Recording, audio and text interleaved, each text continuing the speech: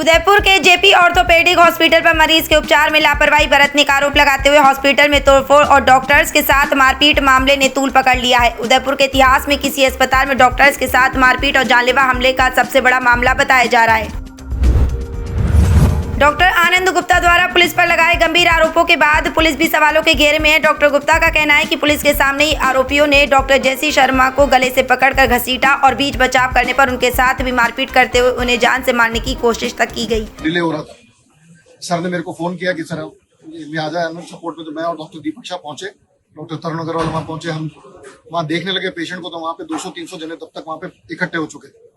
अंदर नवीन गोयल साहब थिएटर में अंदर गए, तो उन्होंने वहां पे अंदर करके थिएटर को बंद करके पहले तो डॉक्टर नवीन गोयल साहब को मारा, बहुत मारा। फिर बाहर हमने कहा पेशेंट को तो एक बार हायर सेंटर पे शिफ्ट करते हैं ताकि रिवाइव हो जाए। पेशेंट को इंटरवेट कर दिया, पेशेंट रिवाइव हो गया, सब पेशेंट बिल्कुल ठीक चल रहा था। गया एम्बुलेंस वहां पे नीचे, उन्होंने जिद करी कि डॉक्टर जेपी शर्मा साहब को साथ में लेके जाएंगे हम। पुलिस की प्रेजेंस में, सीआई साहब की प्रेजेंस में उन्होंने छोड़ दिया कि ले जाओ उनको और उनके बेटे को, डॉक्टर कनिष्क को, और जो एनेस्थेटिस्ट दे रहा था उनको वहां ले जाओ। और उनको गर्दन से पकड़ के घसीटते हुए ले जा रहे थे और मार रहे थे जेपी शर्मा साहब। मैंने जब देखा तो मैं दौड़ के बीच में पहुंचा। मैं जब मोड़ के पीछे पहुंचा तो वो 17-18 जनों ने मेरे को मारा, कपड़े फाड़े, ये बातें, और जान से मारने के लिए कोशिश करी कि भाई वहां पर है कोई अच्छे एक आदमी थे। उन्होंने हमको गाड़ी में बिठा लिया, 2 जनों को, और वहां से निकाल के हमको यहाँ गीतांजलि पे छोड़ा। यहाँ पे जितने डॉक्टर्स यहाँ पे देख रहे हैं, सुन रहे हैं, कर रहे हैं, राजस्थान में सुन रहे हैं, ये बातें वहां पर है। हम जब तक उन 6-7 जनों की जिन्होंने मारा उसकी गिरफ्तारी नहीं होती है, पुलिस की ये अकर्मकता हमने देख ली है, पुलिस की प्रेजेंस में भी हमारे को कोई उसमें नहीं है, तो फिर क्या वायलेंस का एक्ट क्या बनेगा और क्या बनेगा। जब राजस्थान के प्रेसिडेंट के साथ ये हो सकता है, तो आम आदमी के डॉक्टर के साथ तो रोज ये हो रहा है। कोई भी डॉक्टर हो, ना मैं उससे कम हूं ना मैं उससे ज्यादा हूं, हम सब बराबर के हैं, पर ये डॉक्टर इस तरह से काम करने वाला पॉसिबल नहीं है। अगर वो गिरफ्तारी अगर कुछ घंटों में नहीं हुई, हम इस तरह के माहौल में काम करना संभव नहीं है किसी का भी। मेरे सारे जितने साथी यहाँ पे खड़े हैं, गवर्नमेंट के, प्राइवेट के, जो नर्सिंग स्टाफ, सब भय से ग्रस्त हैं। अगर ये सब नहीं होता उदयपुर में, अगर ये कुलदीप जैन नाम का पेशेंट और उसके अटेंडेंट जितने भी थे यहाँ पर है, सबके वीडियो कैमरे बने हुए हैं, पुलिस ने सबने सामने देखा है। अगर कार्रवाई नहीं करती है तो फिर यहाँ पर हम भी इस माहौल के अंदर काम करने के लिए तैयार नहीं। कल से मेडिकल सेवाएं ठप, अभी रात से इधर डॉक्टर्स के साथ हुई मारपीट और हमले सीसीटीवी फुटेज भी सामने आया है, जिसमें परिजन अस्पताल का फर्नीचर उठाकर डॉक्टर्स पर हमला करने की फिराक में दिखाई दे रहा है और उस पर पूरे घटनाक्रम के दौरान पुलिस की मौजूदगी भी साफ दिखाई दे रही है। उधर मरीज कुलदीप जैन को होश आ गया। कुलदीप जैन की तबीयत में लगातार सुधार हो रहा है। कुलदीप जैन की हालत खतरे से बाहर बताई जा रही है।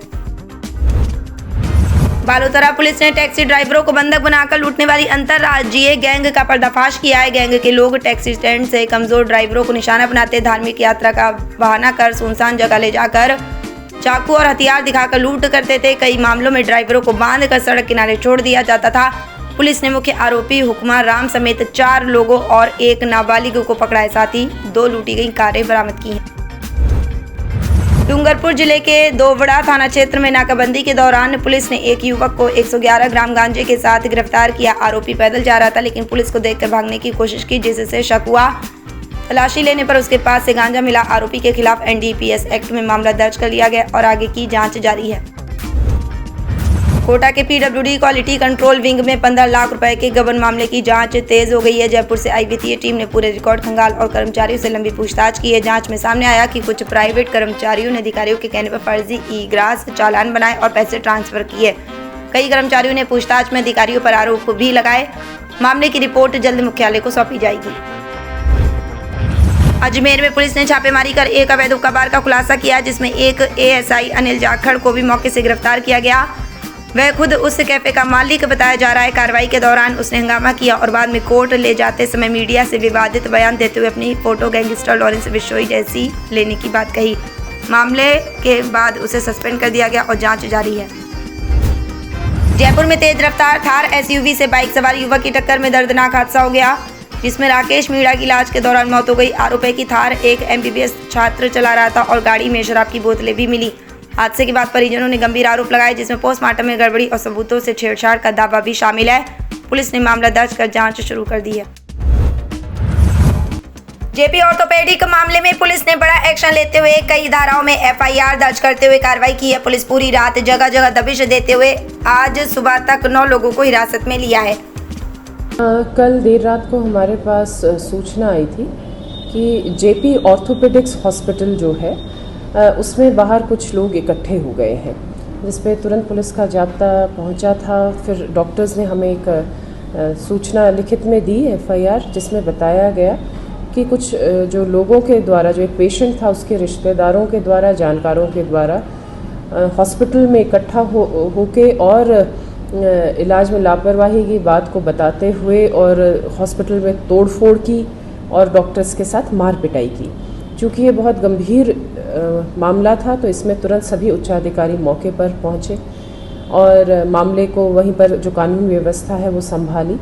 एफआईआर तुरंत दर्ज की गई और जो क्योंकि जिस हिसाब से उन्होंने बताया तो उसी गंभीरता को देखते हुए हमने 191 2 191 3 190 126 2 115 2 324 5 109 1 भारतीय न्याय संहिता व राजस्थान चिकित्सा सेवा व्यक्ति और चिकित्सा सेवा संस्थान हिंसा की रोकथाम और संपत्ति को नुकसान अधिनियम 2008 के तहत एफआईआर दर्ज की गई।